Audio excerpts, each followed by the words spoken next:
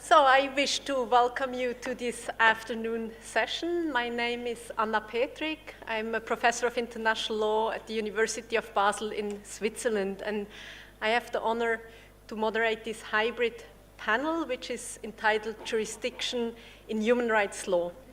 Before introducing the panel, let me express a word of thanks. I guess if one thing became clear this morning, it is that there is no single uniform framework in order to identify which state has jurisdiction over persons at sea. Rather, we need to draw on at least three frameworks: general international law, law of the sea, and international human rights law. And we have to understand how they interact. However, these bodies of law are usually analyzed by lawyers belonging to different guilds, and guilds tend not to speak to each other too much. So I would really like to thank Professor Papanikolapoulou for bringing together lawyers from different guilds to discuss this challenging subject.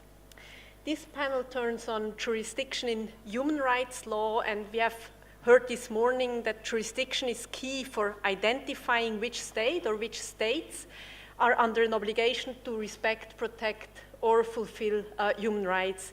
We have this term jurisdiction in the International Covenant on Civil and Political Rights. We find it in the first provision of the American Convention on Human Rights and also in the first provision of the European Convention on Human Rights. All these treaty provisions make the application of rights and freedoms contained in the respective instrument contingent on the state exercising jurisdiction over the person. The concept of jurisdiction as used in human rights law is still under construction, under development. However, decisions from judicial and quasi-judicial bodies provide evidence that the notion of jurisdiction is a composite notion. On the one hand, it refers to de jure jurisdiction, the power conferred upon a state by a legal rule to either legislate, enforce, or adjudicate. However, the notion of jurisdiction has also, in addition, an autonomous and human rights specific component, which is usually referred to as de facto jurisdiction. And this includes all those situations in which a state acts using its power, and it's independent whether it's permitted by a rule of international law or not. And it is especially relevant in the context of extraterritorial facts. So the question then is, what kind of normative relationship between the individual and the state is necessary in order to trigger this de facto jurisdiction? And here we have already seen it this morning, the notion of control is of essence. The problem is that both the jure jurisdiction and de facto jurisdiction under international human rights law have been mainly discussed and considered from a dry land perspective. And Professor Papanikolapoulou has mentioned this morning that this territorial vision or perspective is not a sensible one for the seas and oceans, which are in its largest part not comparable to territory. So the question is then, how could the notion of jurisdiction under human rights law be understood in the context of protection of people at sea specifically? What normative relationship between the individual and the state triggers human rights obligations of the latter vis-à-vis the former? So we have four persons here who are uniquely qualified to contribute answers to this question and to provide us with food for thought. Three of them are here in the room, one person is online, and they all have very impressive CVs. So I was wondering which items from these CVs to pick to present them, and I didn't want to do that arbitrarily, but I applied the criteria, so why not taking jurisdiction, which has this allocative function, and I will just mention what they did in terms of jurisdiction and human rights law. So we first have on the panel Professor Marko Milanovic from the University of Reading in the UK, and he was one of the very early adopters of the concept of jurisdiction under international human rights law. He was among the first publishing a monograph in 2011 called Extraterritorial Application of Human Rights Treaties, Law, Principles, and Policies. So you were among the first to develop this notion from a land perspective. Then we have online Professor Violeta Morena Lax. She is based at the New York University and Queen Mary University of London. She's currently in New York and will therefore present online. She has also extensively worked on jurisdiction, and she has coined this expression of functional jurisdiction. She has notably published in the German Law Journal a piece called The Architecture of Functional Jurisdiction, and she has done so in the context of a specific case, SS and others versus Italy. We have already heard about this case this morning, and I'm mentioning this case because Violeta Morena Lax was very active in bringing this case before the European Court of Human Rights, and it's one piece in strategic litigation in the area of border violence and migration, where this concept of extraterritorial jurisdiction becomes very relevant. Then we have on my right side hand Dr. Lea Reible from the University of Glasgow, and she has also published an entire monograph on human rights and extraterritoriality. It's called Human Rights Unbound, a Theory of Extraterritoriality, published by OUP in 2020, where she explores the concept not only from a legal perspective, but also from a political, philosophical perspective.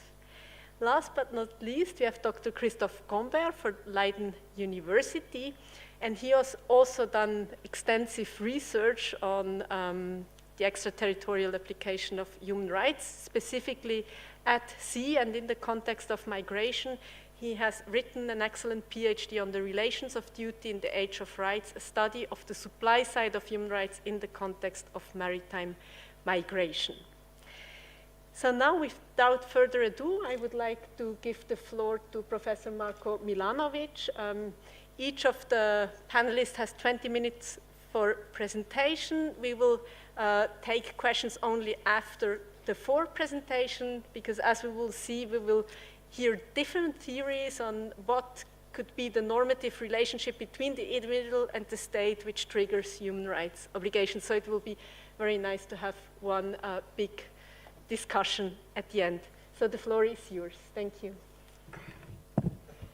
Thank you so much, Anna. Thank you to Irene in particular for inviting me, and thank you all here for having me. It's a pleasure to be here.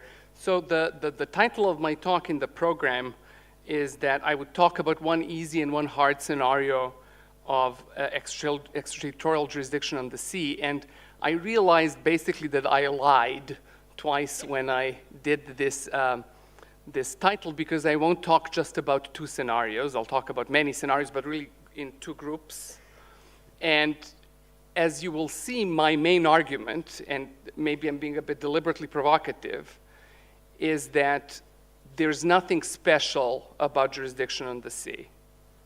And that we need to, in this human rights context, if we're applying human rights law, we need to apply principles consistently that apply to various scenarios to the extent that they're sufficiently similar, and that the difference between the land and the sea is not necessarily so important. So I will develop this thesis basically as we go on. So I'm being deliberately provocative and a liar. So let me then explain sort of this core argument. So there's one conceptual point that needs to be clarified first. And by the way, apologies, both Leah and I missed the first panel because we were on a flight from London.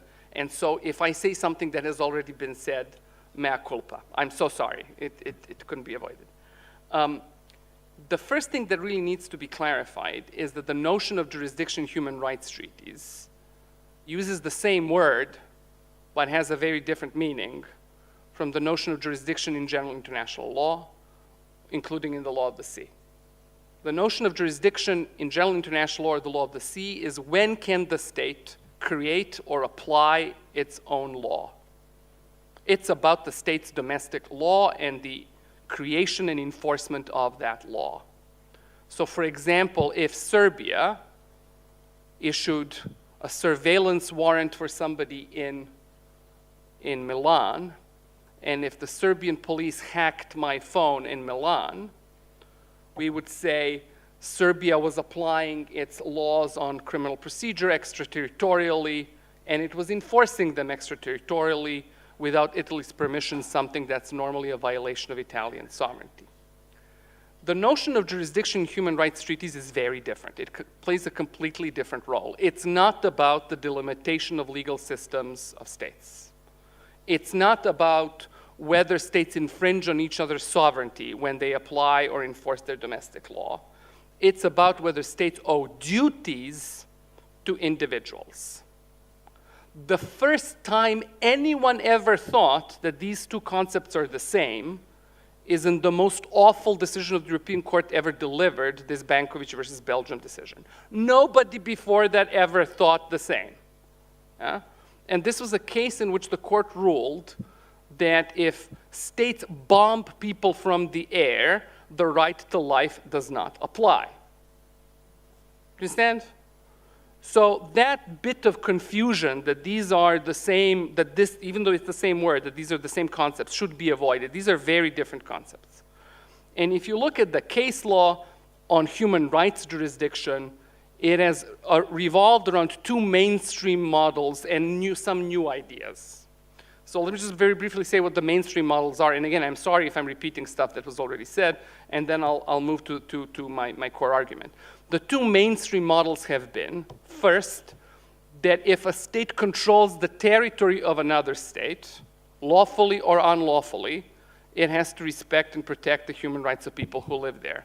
I.e., if Russia occupies Crimea or eastern Ukraine, it has to comply with human rights obligations towards all the people in those areas, regardless of whether it's there lawfully or unlawfully. If Israel controls the occupied Palestinian territories, it has to respect, protect the rights of Palestinians, regardless of whether it's there lawfully or unlawfully. Yeah? That's the first approach. The second approach, the actually much more complicated approach, is that if a state controls the victim, so it exercises authority, power, control over the victim through its agents, the state will have obligations. So the classical example here is this case called Lopez Burgos versus Uruguay before the Human Rights Committee, where Uruguayan secret agents go onto the territory of Argentina, they abduct a guy, and the committee says, from the moment you hold that person, you have to respect their human rights. And the issue has been, in the case law, how far exactly does that principle extend? So that brings me to my core argument, right? That there's nothing special about the sea. Yeah. So that really revolves around two propositions. The first is this: there is no formal good legal reason why the applicability of human rights treaties should depend on external bodies of law that are not human rights treaties. Yeah? There is nothing in the text of human rights treaties or in the text of these other treaties that in any way suggests that the applicability of human rights treaties should depend on some other piece of law that was drafted by completely different sets of people at completely different sets of time with completely different purposes. Yeah? If you want a textual hook, you don't have it. There's nothing in the text that suggests, for example, that the application of human rights depends on the law of the sea or on the law of armed conflict or on, I don't know, international environmental law or whatever other part of international law. Yes, we do have the principle in the Vienna Convention, the law of treaties, Article 31(3)(c), that we should, take into account other obligations between states in interpreting treaties. That's fine. But that goes to the merits question of substantive question of how do they apply together at the same time. It does not, in my view, relate to whether human rights law applies at all. So to give you the example that has been the most controversial in practice, we now have situations of applying, say, the European Convention on Human Rights in armed conflict. Yeah? Currently, there's a case pending before the European Court, the Ukraine and Netherlands versus Russia, which is about the downing of the MH17 airplane. It's about hostilities in Ukraine in 2014 and about hostilities in Ukraine in 2022. All of this stuff takes place while the law of armed conflict also applies. That does not in any way entail that human rights do not apply. All that means is they apply at the same time, and that some specific rights, like the right to life, should be interpreted taking into account the relevant principles of IHL. So formally, there is no good reason why human rights law, the applicability of human rights law should depend on anything other than human rights law.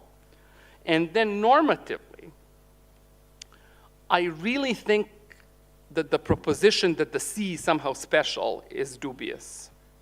Because everything then is special. Cyber is special. Armed conflict is special. Climate change is special. Transboundary environmental harm, everything becomes special.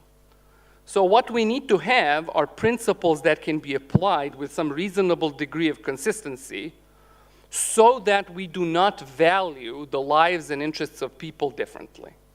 So that people are valued equally, at least in principle.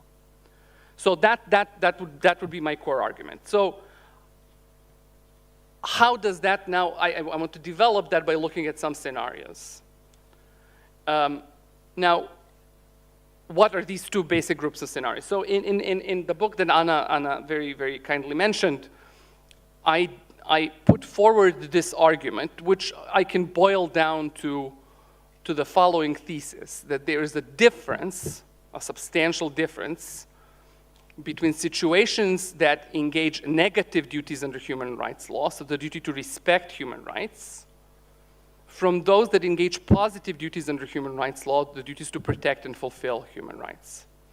In the first situation, the state acts in some way that harms individuals. In the second situation, the state fails to act. It might be culpable by reason of omission for failing to do something that it should have done. And my core argument in the book is that these are really fundamentally different situations, and that in principle, all situations in which a state acts to harm an individual should, in my view, be covered by human rights law. Either because no jurisdictional requirement applies at all. This is actually my primary thesis. That if I kill you, for example, imagine I'm a Serbian state agent and I kill Anna, my argument is that we shouldn't even do a jurisdictional inquiry. The duty to respect applies without boundaries.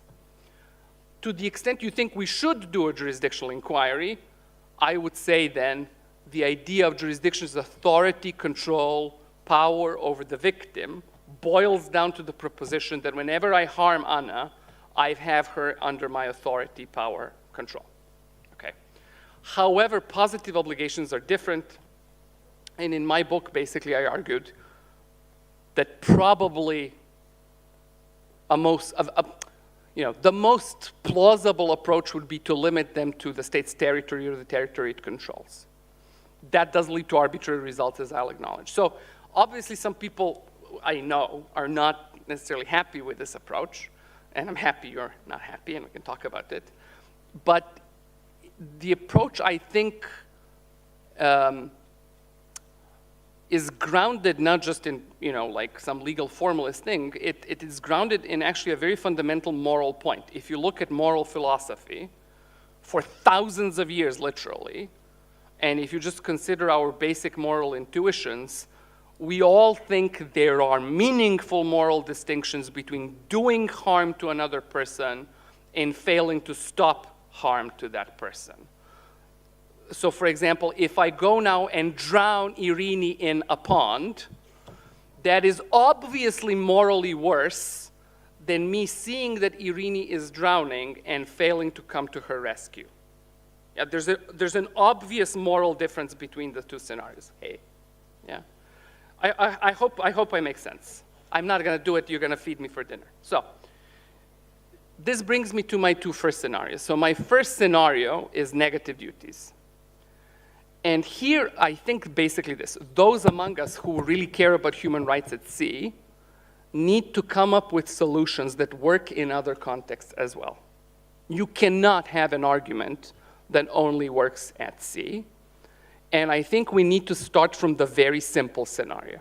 The simplest scenario is actually killing. Well, let's just do that. A state sends an assassin onto a territory of another state. There is no normative relationship here.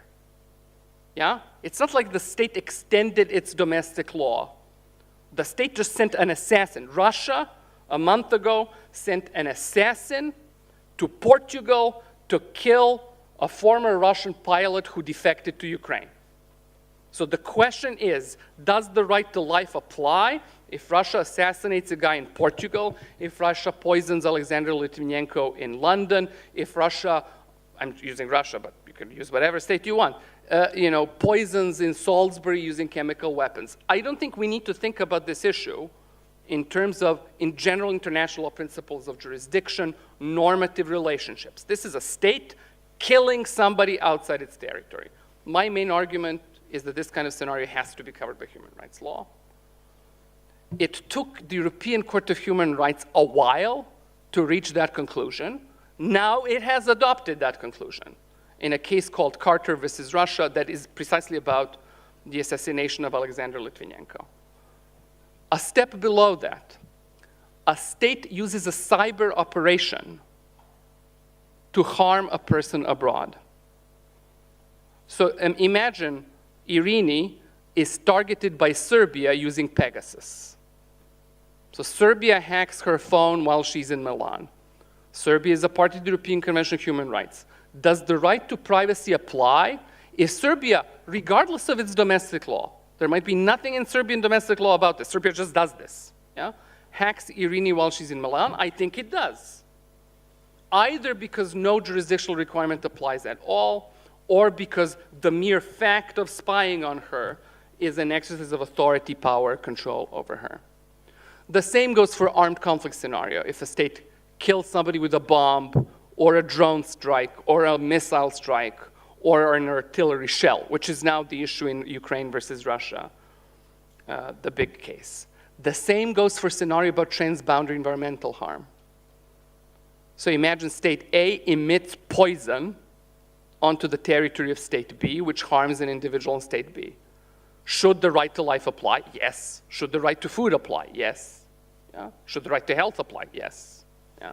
So that's, if you see my core argument. Now, how does that work on the sea? It works on the sea. Yeah. By the way, so we now have these climate change cases pending before the European Court of Human Rights, the Inter-American Court of Human Rights, it lost the ICJ. Whatever position we think is valid on the sea has to work for climate change cases as well. So let's work on, work using these examples on the sea. Imagine if a state uses a drone to kill a person on a ship on the high seas. Should human rights treaties apply? Yes. Does it matter whose flag the ship flies? No. Whoever is it a Panamanian ship? Is it a, Australian ship? Is it a Russian ship? No. If America, say, kills somebody using a drone on the high seas, the ICCPR should apply. If they spy on people aboard the ship using a drone, so there's audio, visual observation of the person on the high sea, surely the conventions, all the human rights treaties should apply, regardless of whether domestic law has extended, regardless of flag jurisdiction. If states' agents detain a person on a ship, surely human rights treaties should apply. If they refoul them, if they engage in pushback, Hersi Jama, right? All of these treaties should apply. If a state vessel collides with a vessel of another state, injuring people aboard that ship, SS Lotus, yeah? Obviously the right to life should apply. This is, you see, my view. So The difficult bits in these negative duties are complicity scenarios. Okay, that's really the tricky stuff. So imagine the following situation. State A shares intelligence with State B, knowing that State B will do something bad to a person on its territory. So let me give you a real example. The UK told the Americans that this guy called Belhaj and his wife were Al-Qaeda. And the Americans told that to the Thais. He was in Thailand at the time. And Mr. Belhaj was arrested in Thailand, given to the CIA, put on a plane, taken to Libya where he was tortured.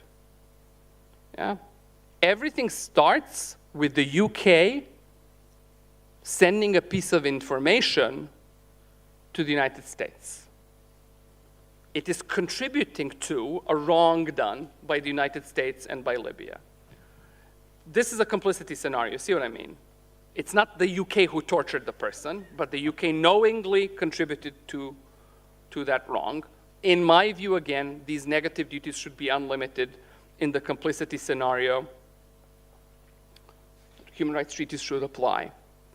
We say sell weapons to states, knowing they will use those weapons to commit bad things. Yeah? So, for example, the UK sells weapons to Saudi Arabia that Saudi Arabia uses in Yemen, or we will sell weapons to Israel that it might use in Gaza. Should human rights treaties apply? I think they should apply. This brings us to the high seas, or the seas. State A uses a drone or a satellite, and it sees a migrant boat, yeah, in the Mediterranean. And let's say State A is Italy, and it sends that information to Libya so that Libya could take the vessel. This is sort of the kind of similar to the SS case kind of factual pattern, right? Or State A receives a distress call, but forwards that information to State B, knowing that State B will do bad things to migrants it rescues on the Mediterranean. So these are complicity scenarios. Again, to my mind, they should all be covered by human rights law. But my point is simply this: you cannot have a theory under which on the seas these kinds of situations are covered, but on land they are not. Yeah? You cannot have an argument that says, well, this kind of relationship of complicity is only wrongful if some weird principle of the law of the sea is engaged. No, no, no, no, no. Yeah? Either all of complicity works in the way I described it, or none of it works at all. So that's the tricky bit in the negative obligations subgroup. The really difficult cases, though, are about positive obligations. Yeah. Now, why are they really difficult? For a couple of different reasons. One is that, and I think Leah has written about this and may talk about this. One is that these positive obligation scenarios often require distribution of scarce resources, often require the sharing of burdens. And human rights law is not really well suited to make these kinds of distinctions. Yeah? The other is because, again, as a matter of moral intuition or principle, we often feel we have different types of obligations, positive obligations towards people, that depend on the nature of some prior relationship between us. So, for example, most of us will say that we have a greater degree of obligations to help our family members than random acquaintances.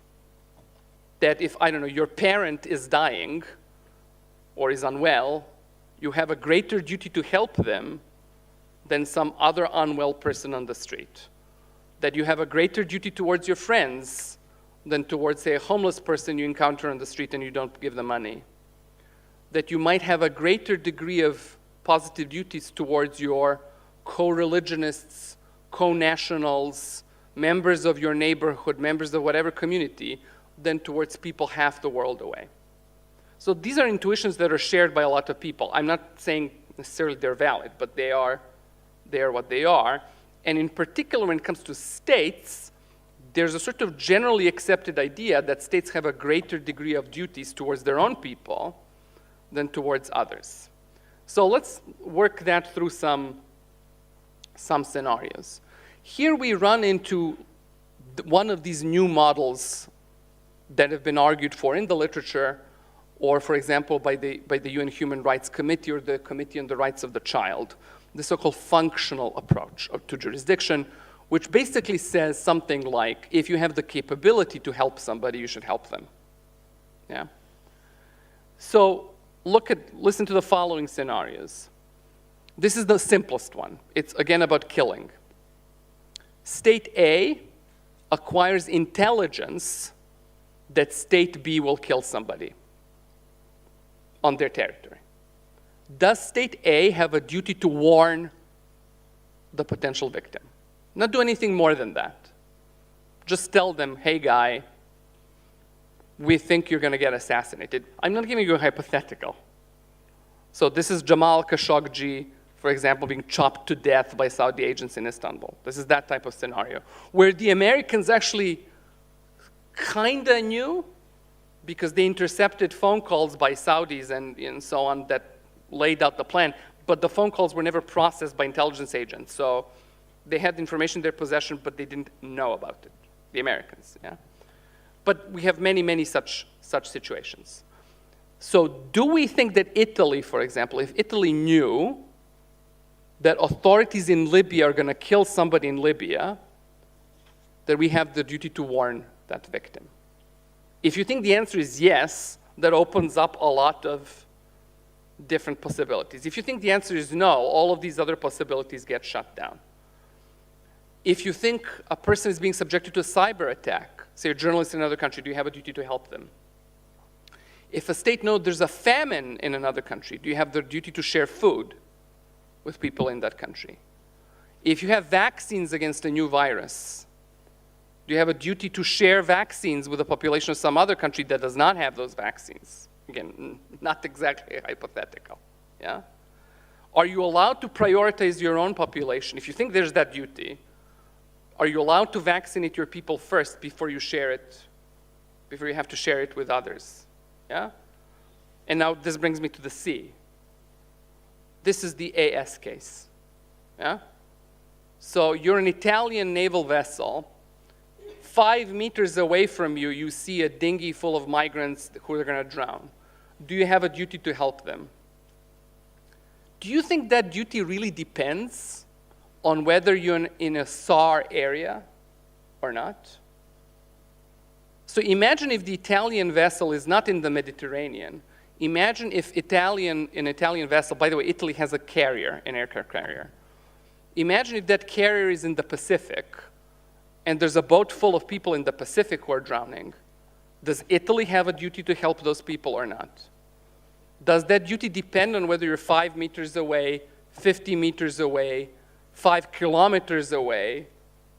If you're at the scene, as some of the members of the Human Rights Committee argued?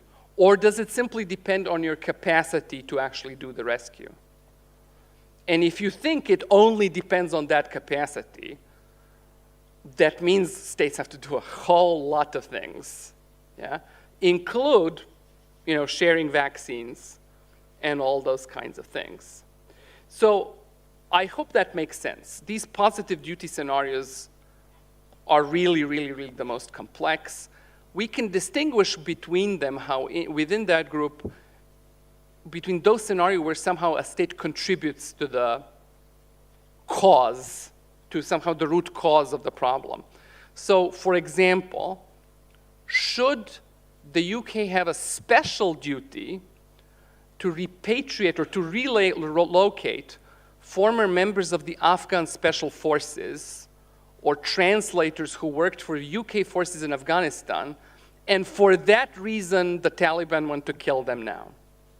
So this is the kind of situation where there's a special dependency or special relationship of some kind. Do we think those scenarios are different from the ones I just explained? Does Israel owe a greater duty towards the people of Gaza, for example, than it owes towards the people of Fiji? And why? Yeah?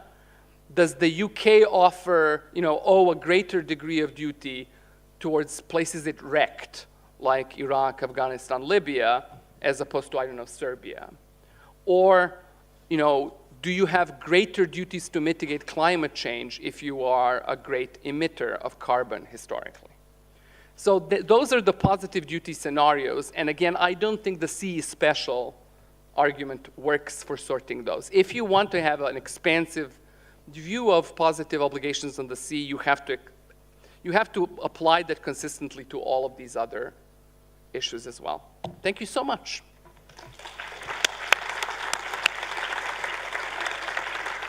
Thank you very much, Marko Milanovic. I couldn't think of anything better as a moderator than someone saying there's nothing special about the sea in a room with eminent Love the Sea lawyers. I very much look forward to this discussion. So your proposition is that jurisdiction, we need one theory which applies across domains, land, sea, cyber, whatever domain. However, you also acknowledge that maybe we cannot have one theory, but we need at least to have a distinction between positive and negative obligation. I guess that sets the scene very nicely, and without further ado, I would like to give the floor to Professor Violeta Moreno-Lax, who joins us online.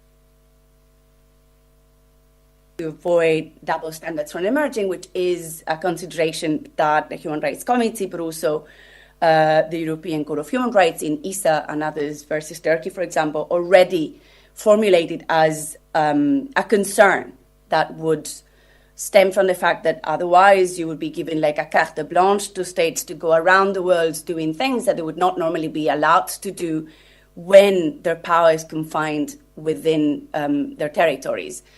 So the concern that we are trying to address in SS, and so from where my thinking stems, is this observation of techniques of contactless control, as I've named them, that render the border fluid, dynamic, multiple, and meta-territorial, so projected beyond the physical domain of the state, being offshored, outsourced, digitalized, whatever the mechanism that you can think about. The result at the end of the day is that this means generate a distance, not just legally important, but also apparently morally important too, in the sense that through that distance there appears to be an excuse for states to diffuse or deny the responsibility that otherwise would attach to their actions. And so there are different techniques through which this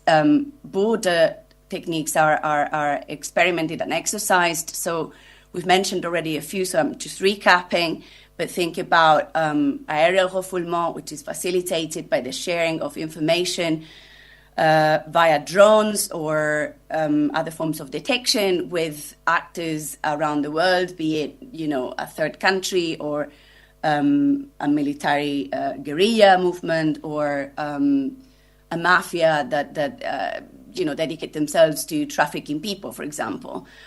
Or think about the utilization of merchant or fishing vessels to orchestrate and carry out pushbacks in a privatized form of it. Or think about the intermediation of an agency of the European Union. In these cases, we have seen in the Mediterranean, Frontex being the paramount example here. Or think about the utilization of a proxy actor through which a pullback operation is orchestrated or conducted via delegation, right, on behalf of a country of destination. That what it's attempting to do is that people do not touch base. They do not activate the territoriality of the border that would normally activate the human rights obligations that attach to it, or that are normally construed as attaching to it. So why techniques of contactless control are seen as potentially responsibility neutral, at least, as states around Europe particularly and in Mediterranean context go, because the premise under general international law, and I'm drawing here from the ASIWA articles, is that the legal causation that matters in situations of complicity, as Marko Milanovic has mentioned before me, is that you need that this, the action that generates harm is attachable to a state that is exemplary of state conduct, but that this attribution or this attributability is such not under simply a factual assessment of the circumstances of the specific situation, but also under international law, meaning that what we are after here is a construction of causation that is legally mediated. So we are paying attention to legal causation,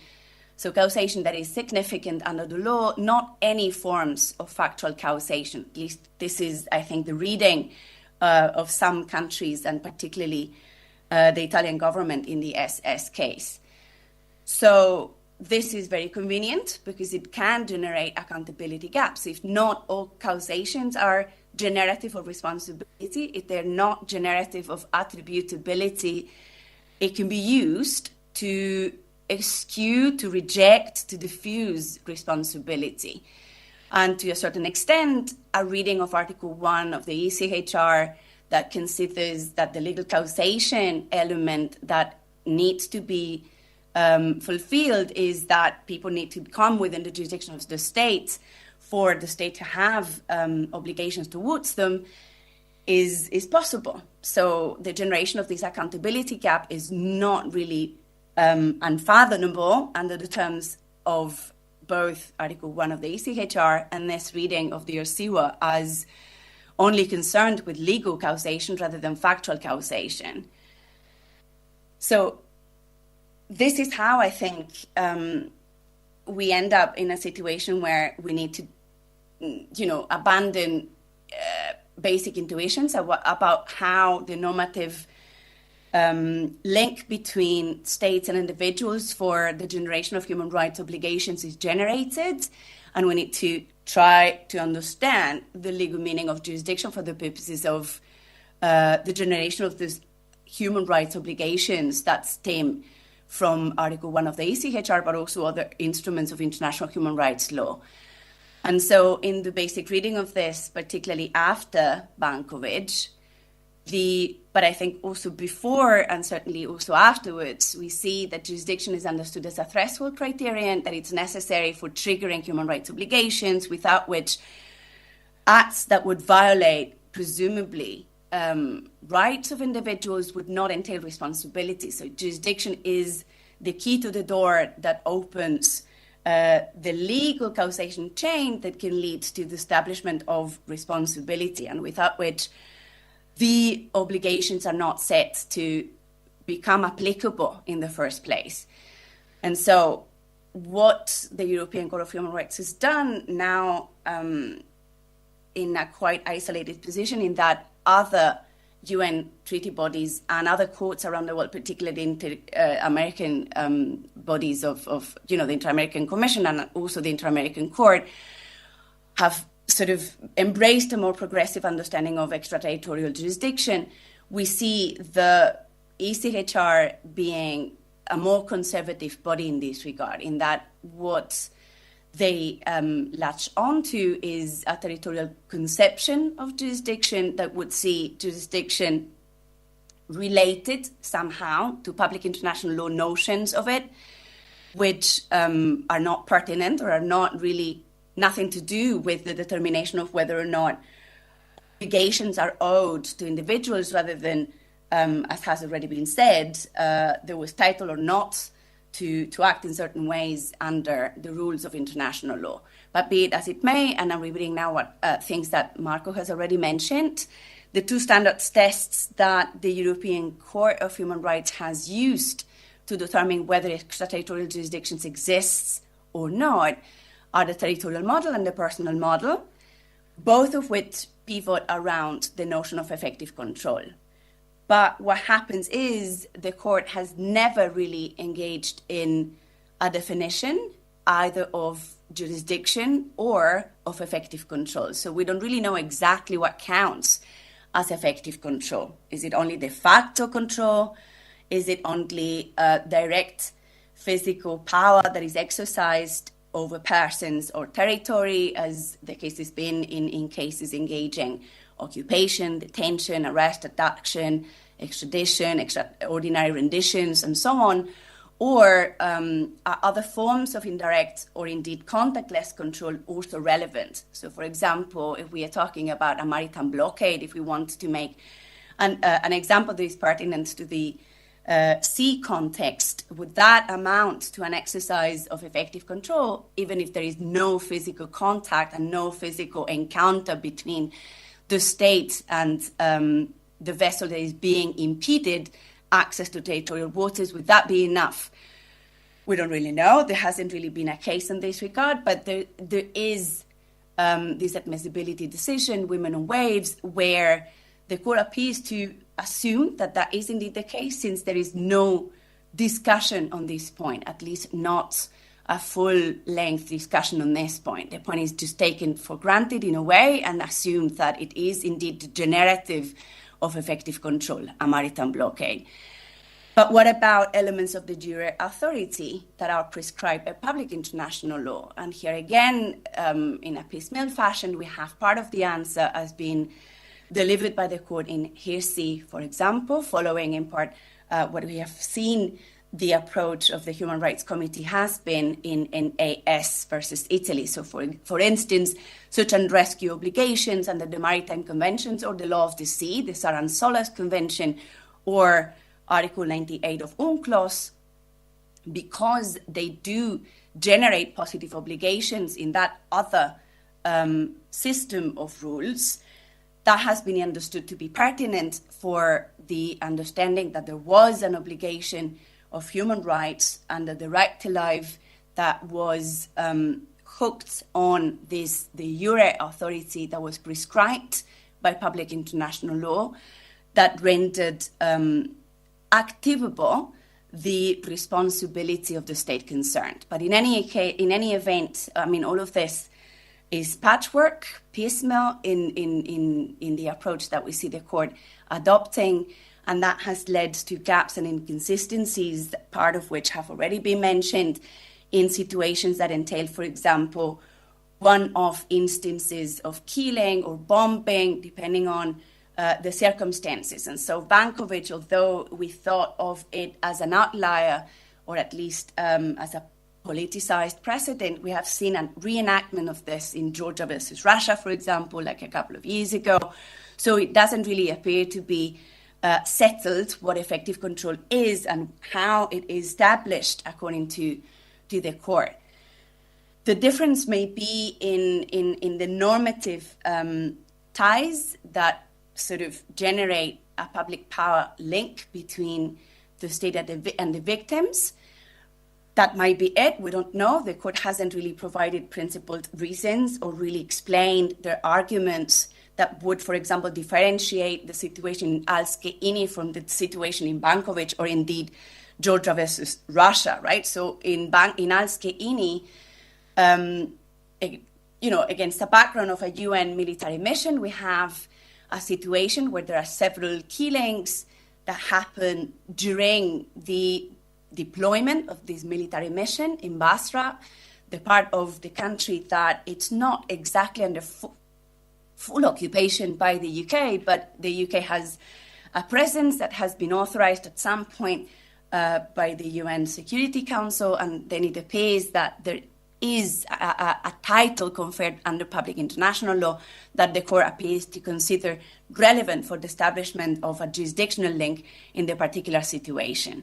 And so among the different killings that happened during this military mission, there is a random killing of the wife of a passerby that gets killed by a random bullet. And because this happens against the background of a security mission that the UK is undertaking, that is understood to be sufficient to establish the jurisdictional link that generates obligations vis-a-vis this person.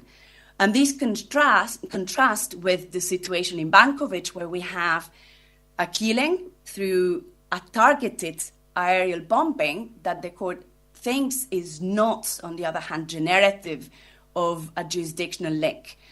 What is the reason for this distinction? We don't know. In Georgia versus Russia, chaos that appears attached to the active phase of hostilities in a situation of armed conflict seems to be the element that distinguishes these two situations. But I mean, this is me reading maybe too much into the ruling of the court. The court doesn't really explain what might be the distinguishing factor here. So we are in a situation where we cannot really anticipate when and how effective control is going to be defined to exist by the court, and what are the elements of de jure and de facto authority that count towards the definition of that control as effective. And so coming to SS, which entailed a violent pullback executed by the Libyan Coast Guard on the high seas, but under instructions provided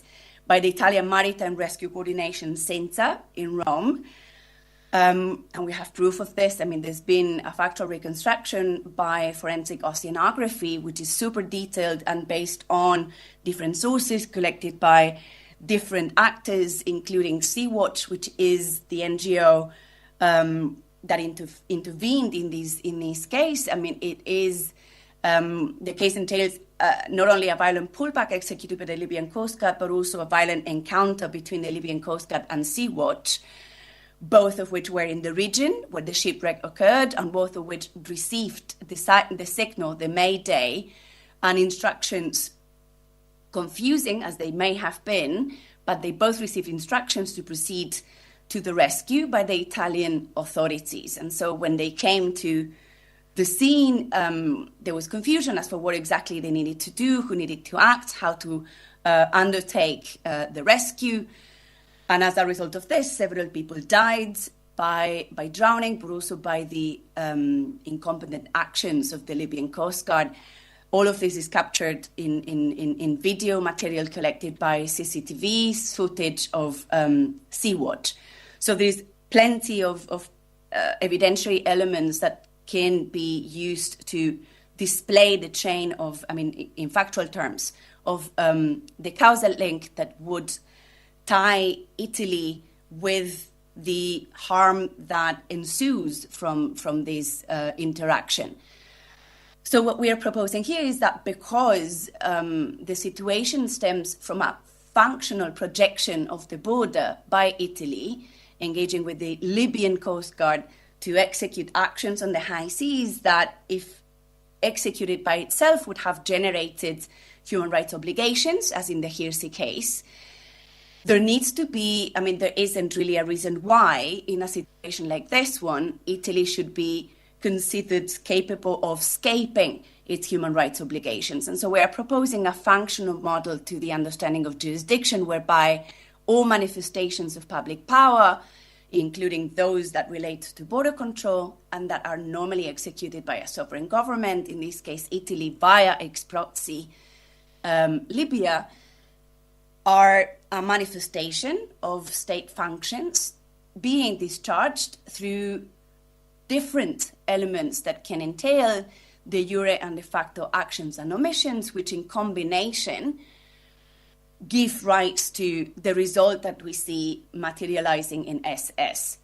So what we are trying to convince the court of doing is to embrace an understanding of control, effective control, as the control that is determinative of the material course of events, even when it is exercised from a distance, judged against its influence on the resulting position, legal position of the individuals affected. And this is not unheard of. ITLOS, for example, in the North Star case, has embraced a similar position. So we're asking the court to draw from existing jurisdiction and existing normative intuitions that others already have manifested in different ways, and to embrace a more coherent and more cohesive understanding of effective control for the triggering of extraterritorial human rights obligations. And so this is a little bit the scheme that I've tried to develop further in my writing. This is not exactly what was submitted to the court in 2018 and 2020 when we wrote the observations on behalf of the applicants, but this is a bit what I think I'd like to test, and I'd be very happy to receive comments and observations on this.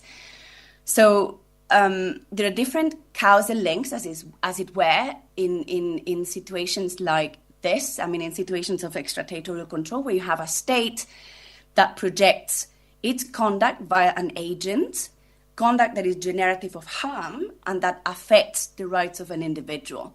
So one section of the relationship is captured by causation, the effective control model that the court has been focusing on, be it over territory or individuals, and to a certain extent in the positive obligation cases also over the source of harm.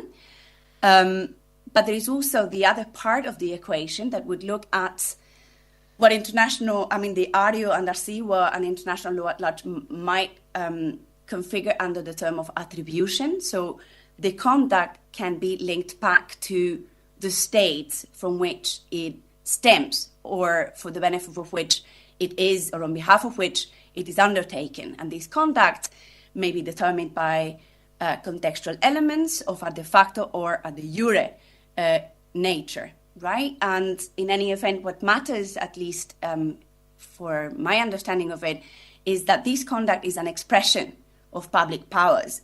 So the conduct that matters is the conduct that can be traced back to the state, because it is a manifestation of the state's authority understood as an attempt at imposing its will over persons abroad through whatever way the state may choose, be it via its legislative, executive, or adjudicative activity, that needs to be considered in the aggregate. This is, I think, what ITLOS does in the North Star case, and is the part of the effective control or the jurisdictional equation that the court has not elaborated upon and that remains unclear. It's a little bit of a black box. We don't really exactly know what authority means for the court and how it is established and what are the normative elements that configure the nexus that tie a certain individual with a certain state. And that is absolutely necessary to be understood so that then obligations vis-a-vis a particular individual